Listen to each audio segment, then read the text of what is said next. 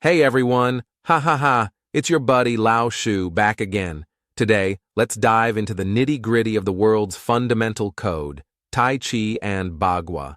This time, I really hope you all pay attention because it's going to be chock full of goodies. The tech-savvy folks might have a leg up, but for those not so tech-savvy, I suggest giving it a couple more listens. I'll break it down in simple terms so everyone can get it. But before we jump in, let's ponder for a sec. Is there a grand architect of this world? Let's not get into the specifics for now, but my answer's a definite yes. Aren't you amazed by the cosmic design? Now, I bet some of you who know a bit about computers, done some coding, might grasp this better. When you design a program, you gotta deal with three things. First, performance limits, like CPU load or network bandwidth.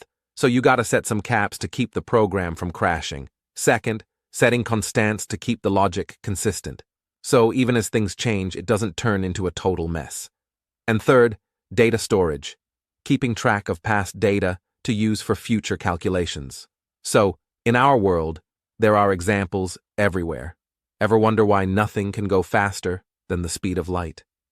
According to Einstein's theory of relativity, as an object's speed approaches the speed of light, its mass gets closer and closer to infinity.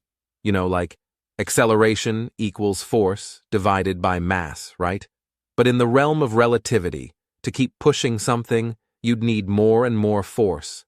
Near the speed of light, the mass approaches infinity, so the force needed also heads that way, and that's just not feasible.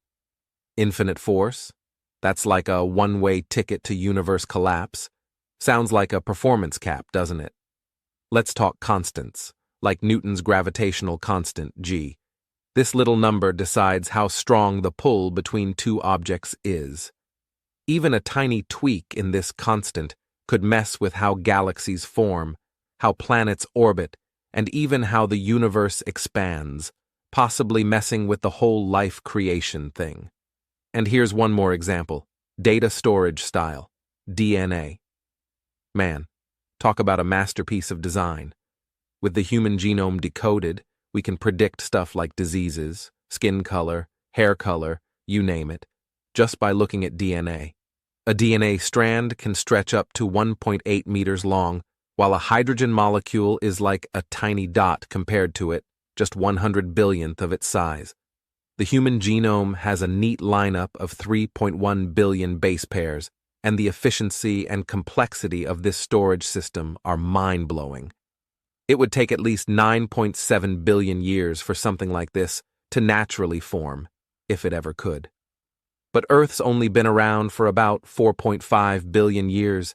Even Francis Crick, the Nobel Prize guy for DNA, after 20 years of DNA study, hinted at the idea that life on Earth, with all its complexity, probably didn't just happen naturally.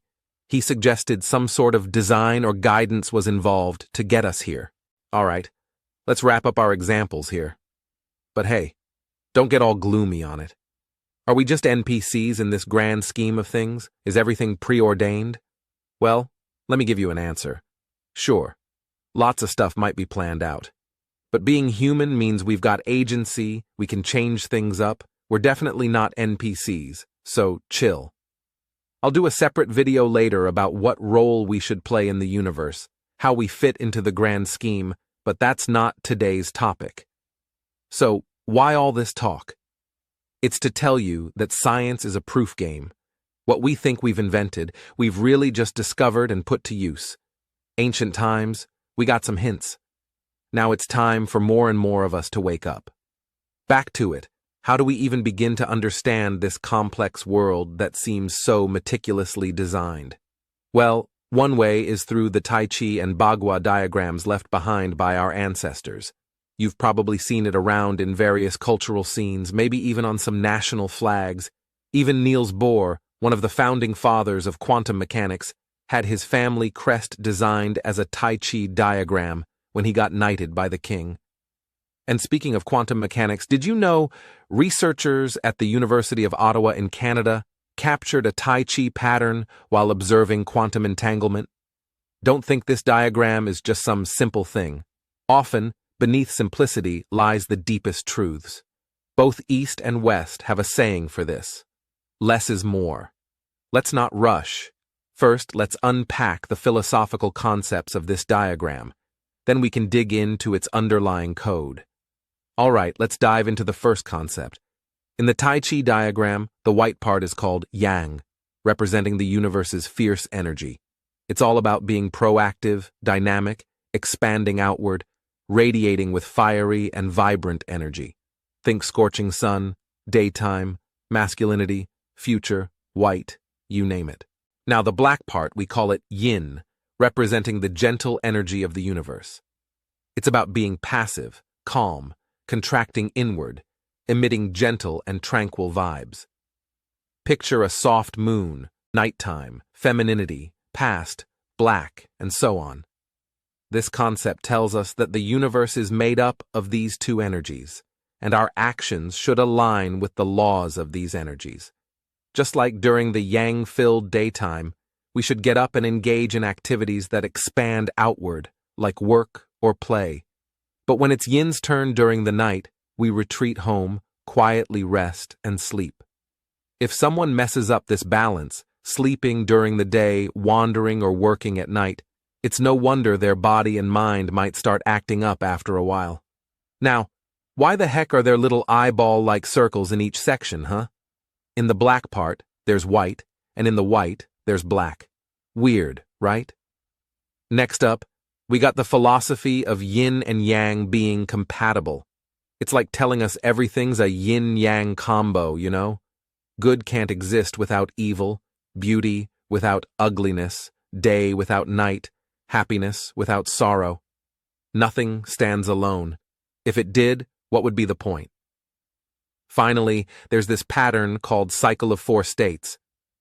Basically, you slice up yang into old yang and young yang, yin into old yin and young yin, making 4 quadrants. Picture it like 2 fish are connected together to form a circle, symbolizing this whole cycle thing.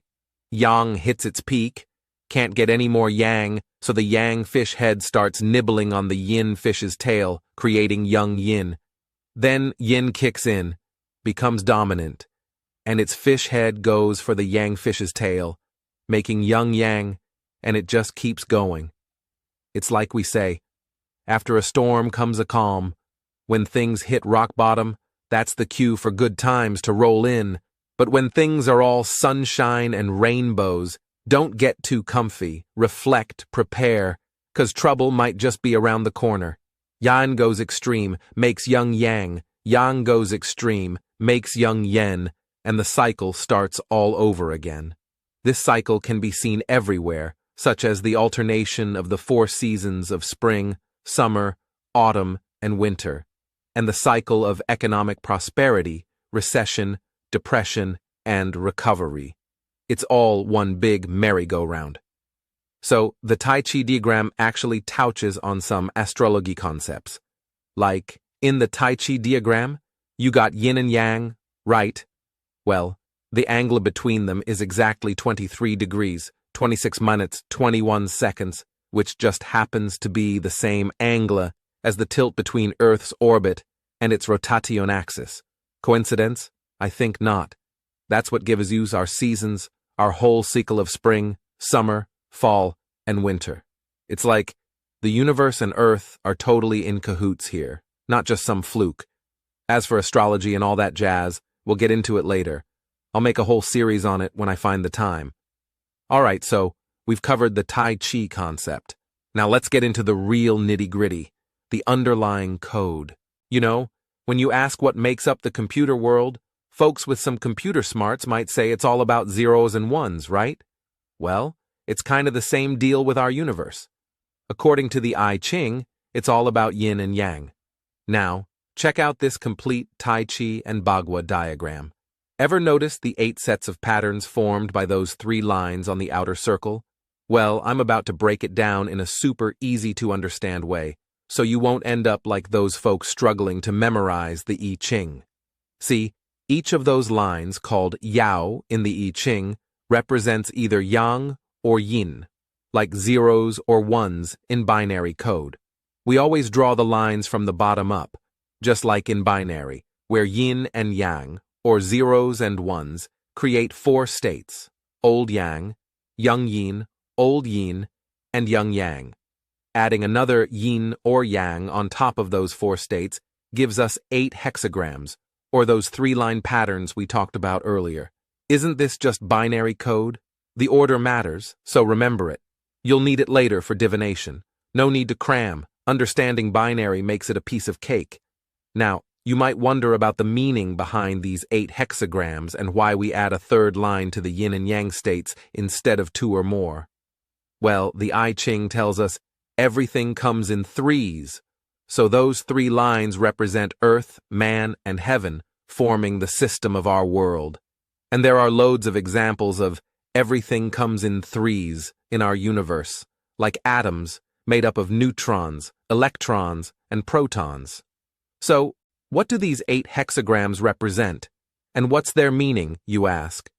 Well, the I Ching borrows from 8 natural phenomena to abstractly express the changing patterns of all things. Speaking of which, it reminds me of this genius scientist Stephen Wolfram, who worked with Feynman. He just came out with a whole thesis proving that everything in the universe boils down to 8 states. He even wrote a book about it called A New Kind of Science. Pretty cool stuff, huh? You might want to check it out if you're interested. All right, let's get back on track here. So, let's talk about the meanings of these 8 hexagrams. Each one has a name and a corresponding symbol. Qian represents heaven, embodying strength, initiative, creativity, and leadership. It symbolizes powerful masculine energy, representing positivity, striving upwards, and vigor. Dui represents lakes and oceans, embodying joy, harmony, communication, and empathy. It symbolizes the clarity and joy of lakes, representing friendliness, harmony, and understanding. Li represents fire, embodying passion, illumination, brightness, and vitality. It symbolizes the burning and brightness of fire, representing passionate, bright, and energetic qualities. Zhen represents thunder, embodying vibrancy, excitement, action, and decisiveness. It symbolizes the powerful force of thunder, representing courage, decisive action, and proactive attitudes. Xun represents wind, embodying mildness, compliance, openness, and flexibility. It symbolizes the gentle force of the wind, representing adaptability, flexibility, and continuous advancement. Can represents water, embodying danger, risk, flow, and change. It symbolizes the flow and change of water, representing adventurousness, adaptability, and strong resilience. Zhen represents mountains, embodying stillness, obstruction, introversion, and stability. It symbolizes the solidity and firmness of mountains, representing silence, introversion, determination, and steadfastness. Kun represents earth, embodying gentleness, inclusiveness, fertility, and acceptance. It symbolizes the steady, feminine energy of earth, representing peace, stability, patience, and tolerance. Actually, these 8 hexagrams can be combined in pairs, resulting in 64 combinations, representing specific situations and circumstances. This is just a basic understanding for now. I'll make a video later explaining divination and how to use these hexagrams. No need to memorize everything. Once we understand the rules, it's like looking up words in a dictionary. Just check it when you need it. I'll cover all of that in the following videos. So, today's kinda like laying out the groundwork, you know? We're diving into this whole ancient code, the language of Tai Chi and Bagua from the I Ching, breaking down what each hexagram means. Worried it's too much to take in at once? No sweat, we'll start with this much. In China, there's this old saying, if you don't study the I Ching, you're not fit to be a general or a king. So, hey, if you're here listening, I reckon it's fate bringing you and the I Ching together, right? Keep watching this video, even if some parts aren't clear yet. Got questions? Drop them in the comments or shoot me an email. I'm all ears. Once we've got this language down, we can dive deeper into the wonders of the I Ching, like divination, fate reading, astrology, you name it. I'll keep you updated, no rush. Alright, that's a wrap for today. Oh, and don't forget to subscribe to the channel. See you in the next one. Bye for now.